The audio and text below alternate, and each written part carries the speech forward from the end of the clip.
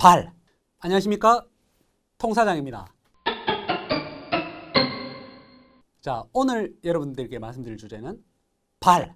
자, 발이 평발이면 얼마나 위험한 일이 생길 수 있는가에 대해서 말씀을 드리도록 하겠습니다.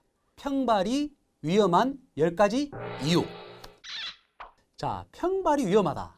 첫 번째 이유는 신발 선택이 굉장히 어려움이 있습니다.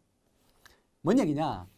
보통 평발은 발볼이 넓어집니다. 평발이 되면. 유럽 사람들은 대체로 발볼이 좁아요. 그래서 우리가 유럽 브랜드 신발을 사려고 백화점을 가면 특히 우리나라 사람들 발을 넣어보면 앞, 뒤 길이는 맞는데 발볼이 좁아서 내가 원하는 예쁜 신발을 고를 수 없는 경우가 많아요. 그래서 한 치수 큰 신발을 주문해서 앞쪽은 발이 남고 발볼은 맞는 그런 신발을 선택하는 경우가 많고 저도 마찬가지입니다. 저도 왼쪽 발볼이 넓고 평발이 좀 더 심하기 때문에 신발을 사러 가면 꼭 왼쪽 발이 안 맞아요. 그래서 왼쪽 발이 끼고 아파서 왼쪽 발 때문에 어쩔 수 없이 한 치수 큰 신발을 신어야 되는 그런 불편함을 감수하고 삽니다. 평발이 되게 되면 아치가 무너지는 거죠. 발의 아치가 무너지면서 발볼이 이렇게 넓어집니다. 발볼이 이렇게 넓어지게 돼요. 넓어지기 때문에 발의 안쪽과 바깥쪽에 있는 뼈들이 신발에 자꾸 부딪혀요. 부딪히기 때문에 여기 굳은 살이 생기는 경우도 있고요. 그 다음에 아파서 신발을 오랫동안 신기 힘든 경우가 많습니다. 우선은 신발을 신었을 때 발이 편한 것 같지만 좀 한두 시간 걸었을 때 발볼이 자꾸 평발 때문에 자꾸 이렇게 벌어집니다. 벌어지니까 신발 안쪽에 있는 내벽과 외벽에 이 발의 안쪽과 바깥쪽에 자꾸 충격이 주어지고 부딪히게 되면서 통증 때문에 나 이 신발 도저히 못 신겠어. 예뻐서 샀는데 포기해야겠어. 이런 경우가 많습니다. 저도 집에 가면 예쁜 신발이 여러 가지가 있는데 그냥 구경만 하고 있습니다.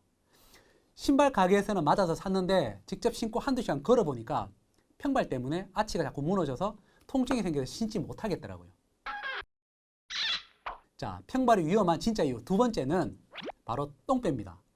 이 똥배는 어떻게 좀 해결하고 싶어요. 근데 해결이 안 됩니다. 다이어트를 했는데 뱃살은 안 빠져요. 볼살도 빠지고 가슴살도 빠지고 팔뚝살, 허벅지살 다 빠졌는데 유독 똥배만 안 빠지는 겁니다. 자, 이런 경우에 어떻게 해결해야 되냐? 자, 근데 제가 꼭 드리고 싶은 말씀은 뭐냐면 뱃살이 안 빠진다. 나는 똥배가 많다. 이런 경우에 자기 발을 꼭 한번 살펴보세요. 유연성 평발이거나 평발을 갖고 계신다. 구조적 평발을 갖고 계신다. 이런 분들은 어쩔 수 없이 구조적인 한계가 있습니다. 어떤 구조적인 한계가 있냐면 골반이 발이 아치가 무너지면 이 고관절이란 뼈가 안으로 돌게 돼요. 그러면 골반이 앞으로 무너지고 허리가 휘게 되면서 내부 장기를 담아야 되는 골반이 앞으로 쏠리게 돼요. 그러면 중력으로 인해서 뱃살이 처지는 효과가 생기고 혈액이 아랫배 쪽으로 몰리게 됩니다. 그리고 지방도 아랫배만 자꾸 쌓이게 되는 악순환이 반복되죠. 그래서 자기가 평발인데 또 아랫배가 나와 있다면 그냥 일어서 보세요. 일어서서 발의 아치를 이렇게 인위적으로 약간 이렇게 올려보세요. 그때 배에 손을 대보시고 배가 좀 들어간 느낌이 있다. 이렇게 배가 아치로 올렸을 때 배가 이렇게 좀 들어간 느낌이 있다. 아, 나는 평발 때문에 똥배가 나왔구나. 이렇게 생각을 하시면 됩니다. 그래서 똥배가 해결되지 않는다면 발 아치를 올려주는 깔창을 신거나 또는 발 아치를 좀 만들어줄 수 있는 운동을 열심히 하게 되면 똥배를 좀 넣을 수 있는 그런 효과가 있습니다. 자, 그 다음에 세 번째는 뭐냐면 거북목입니다. 유튜브를 검색해 보면 거북목에 대한 이야기가 굉장히 많이 나옵니다. 그래서 만성적인 목 통증의 원인, 두통의 원인, 만성 피로의 원인, 여러 가지 문제들이 거북목 때문에 생긴다. 근데 과연 거북목이 목만 이렇게 스트레칭을 해주고 근육을 풀어주고 운동을 한다고 그냥 거북목이 해결이 될 것인가? 저는 여기서 좀 한 가지 의문점이 있습니다. 우리 몸은 단순하게 공중에 붕 이렇게 목만 따로 떠 있고 허리만 따로 떠 있는 게 아니거든요. 밑에서부터 구조적으로 다 연결되어 있는 어떤 사슬을 갖고 있어요.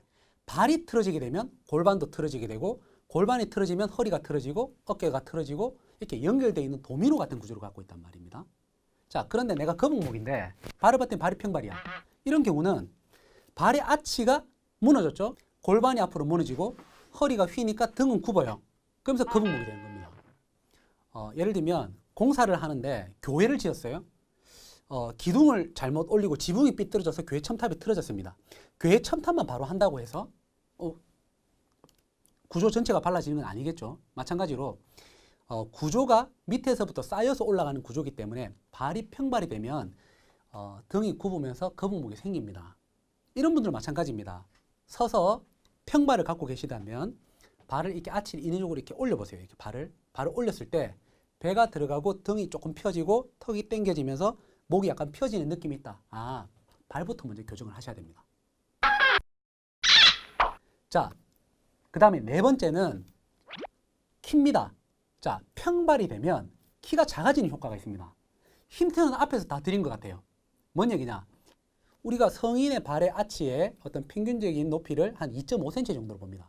그러면 서 있을 때 이렇게 발이 아치가 다 무너진 사람과 아치가 있는 사람, 이렇게 정상적인 아치가 있는 사람은 키에서 차이가 날 수밖에 없습니다.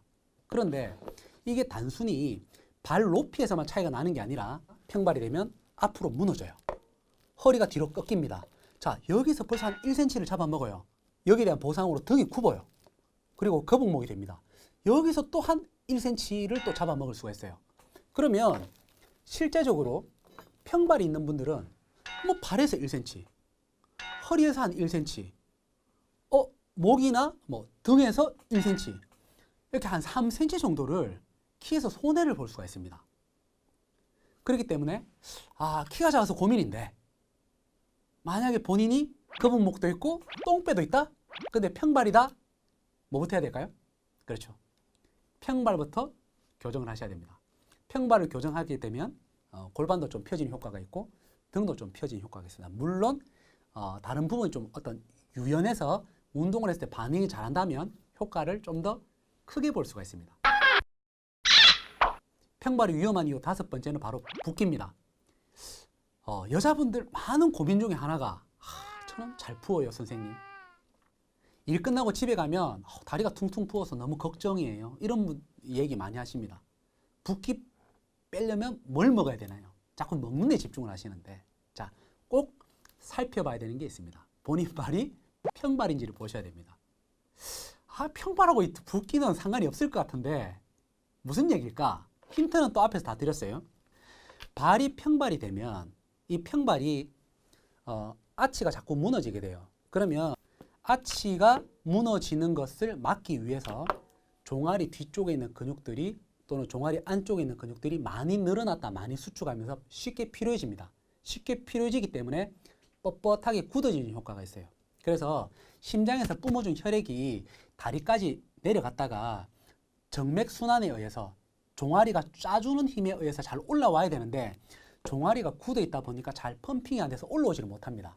거기다가 발이 아치가 무너지는 이런 움직임에 의해서 이 고관절이 안으로 자꾸 틀어지게 돼요. 고관절이 안으로 틀어지게 되면 이 서해부, 사타구니, 이 사타구니 안쪽의 근육들이 긴장됩니다. 이렇게 긴장되면 어떻게 될까요? 심장에서 뿜어준 혈액들이 다리 쪽으로 내려가는데 부하가 걸리기도 하고 정맥순환에 의해서 하지에서 올라와야 될 혈액들이 사타구니에서 딱딱해진 근육들 때문에 좁아진 사타구니의 구조물들 때문에 걸려서 제대로 올라오지 못하는 거예요. 그래서 다리가 잘 부을 수밖에 없고 다리가 부으니까 순환이 안 돼서 또 피로감을 많이 느끼게 됩니다. 그래서 평발이 있는데 다리가 잘 붓는다. 그러면 반드시 평발을 교정을 한번 해보시길 꼭 권유드리고 싶어요.